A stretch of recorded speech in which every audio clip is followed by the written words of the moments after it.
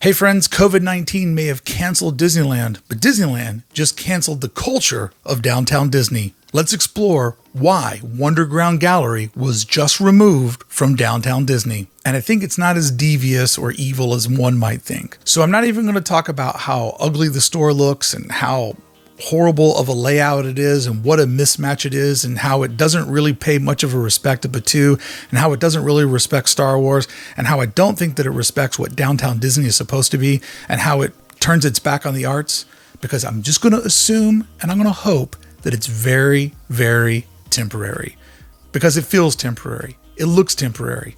And when I thought about why would they do this, the only thing that made sense is because it was cheap, easy, and temporary. And if we all know anything about Disneyland, during normal times, cheap and easy is not the way they run their corporation, and temporary is not a part of the Disney brand. This is an historic brand. So I'm thinking that right now, desperate times, desperate measures. Disneyland has now officially been closed for over 6 months. A lot of different things are happening week in and week out. One of these things that really surprised a lot of people, myself included, was the announcement of the closing of the WonderGround Gallery.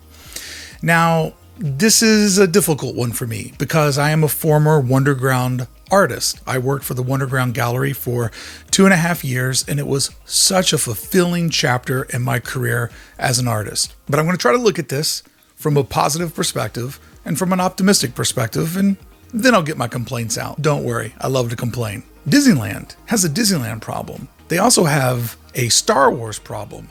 This was going to be the year the Galaxy's Edge really opened up. 2019, yeah, we all got in there for the first time, but Rise of the Resistance, the marquee attraction, wasn't able to open up until January 17th, 2020. Therefore, this was going to be the year that many tourists decided, if I can only go to Disneyland so many times, if I have a limited travel budget, I want to go to the land when everything is open and everything is available, which leads us to 2020. So Disney, I'm assuming, had tons and tons and tons of merchandise ordered to really cash in on this huge investment. 14 acres, the biggest expansion in the history of Disneyland. This was going to be the 65th year. People were going to come out. They loved the big anniversaries, and people wanted to see Galaxy's Edge fully operational. We've seen some of the merchandise from Disneyland get offloaded at Target for select pop-ups. That's gone over really, really well, sending guests to various Target locations to just really crush all this merchandise in one afternoon. Most of it doesn't make it through the end of the first day. But what makes me wonder about taking the WonderGround Gallery and making it a Star Wars store, because I can understand their problem of we have merchandise showing up, skids and skids of it each and every day. We've got to move some of this merchandise. And during these weird times, every business has to do what they can just to keep rolling, just to keep the lights on. And Disney is not above that. Disney has been hit harder than most companies, so I applaud them for trying to get creative and figure out a way to move their Star Wars merchandise that I'm assuming is just accumulating by the day. So like me, you were probably wondering, why take over the WonderGround space? And this is my theory. Even though the Rainforest Cafe would fit the decor of Star Wars perfectly, it has the texture, it has the colors, like it literally looks like a building that could be inside of Batuu. It has all the plant life around it. Like it feels like this would be a no-brainer.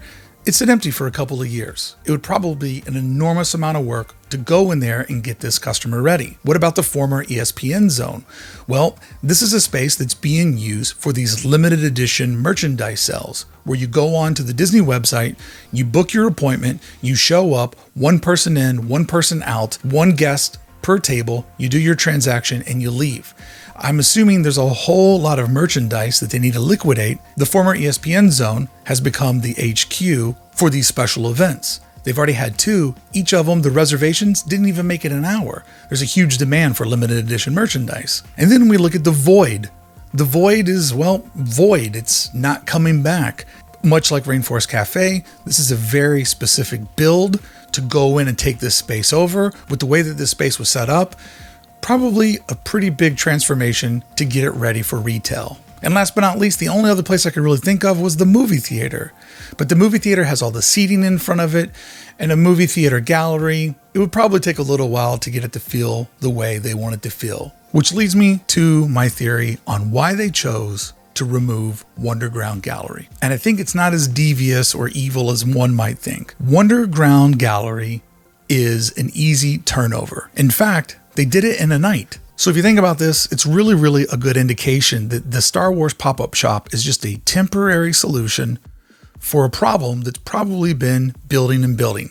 Set up a Star Wars shop, let fans come in, buy the merchandise that they want, get some of the new things we're releasing, keep the merchandise moving, make a little bit of money, and then when Galaxy's Edge returns along with the rest of the park, go back to only selling it in Batuu. And with the WonderGround Gallery being more of a traditional retail store, take the art off the walls, remove the retail fixtures, and voila, in 12 hours, you have an empty space. So I think that this is a very quick, easy solution for a very temporary problem, because any of the other spaces that you and I have probably considered, the amount of labor just wouldn't be worth converting the front of the Rainforest Cafe into a really good looking Star Wars shop for hopefully only a couple of months, a year at the longest. And people are going to hate me for saying a year, but I believe because it was such a quick fix, it means that it's temporary. If Star Wars could pop up in a day, that means a WonderGround could come back in a day. And this is where it's important as fans, we hold Disney accountable for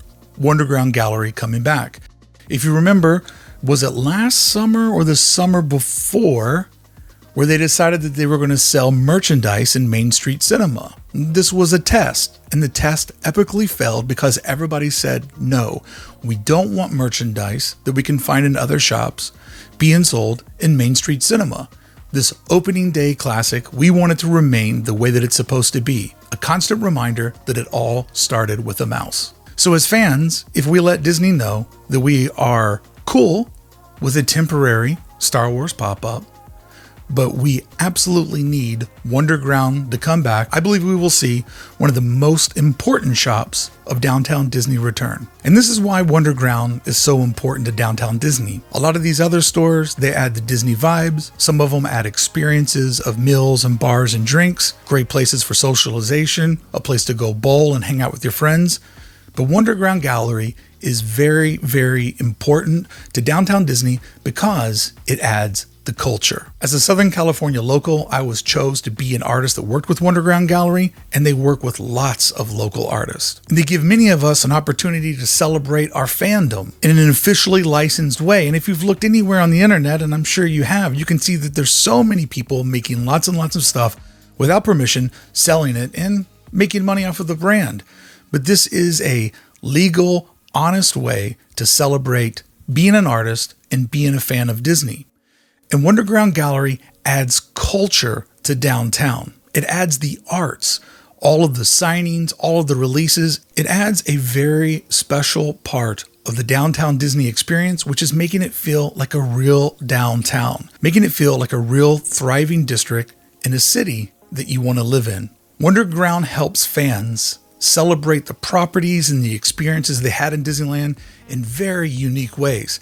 It's fan-to-fan relationship. Fans of the brand understand the artwork because it's made by fans just like them that want to celebrate the artwork. I made a good living in this part of the art world and business world for a long time. I do know that the margins are excellent. It's a very profitable place. Disney and their executives would be fools to pass up on having WonderGround continue to be a tradition of both Disneyland and Downtown Disney. Because when you take the culture out of the shopping district, it becomes just a shopping district. The arts are such an important part of the Disney brand that if any company could understand the importance of art, it would be a company that's foundation comes from the creative arts. But one of the many details that we all love about Disney is how they're able to make an amusement park feel like a city. And when you start to take these items out, well, you've broken it. And now you're just an amusement park. Now you're just like the competition. You're no better than all the other people in this space. And that's why we love you. That's why the world celebrates you as an industry leader. It's time to make sure that you lead. So if you're missing WonderGround Gallery, make sure that you're vocal. Make sure you let them know that you're cool with this being temporary, but you need to see the arts come back to Downtown Disney. My 2 years that I was able to work with the gallery was a really super rewarding experience. I got to meet so many guests, so many cast members, and for me, it was fun to be officially a part of the Disneyland story. One of the very first pieces that I took on was I illustrated the Main Street train station and Sleeping Beauty and every little building on Main Street. I chose that as my very first project because I always wanted to be able to stand in front of the train station, in front of the castle, and tell my friends and family and anyone who would listen, one time, Disney paid me to draw this. And that makes me a part of that legacy. I was able to print posters live in the gallery. I was able to meet so many different guests. I was able to have experiences, and I was even able to make some friends that have become very, very great friends. And we look back, WonderGround Gallery is where our friendships began. And WonderGround is one of those little tiny details that when you put them all together, really does make Disneyland, in general, the entire resort, feel like its own little magical city. Not an amusement park, not a shopping destination, but a real little city where dreams do come true. And friends, my dream was always to get hired to draw that castle. And I did it twice.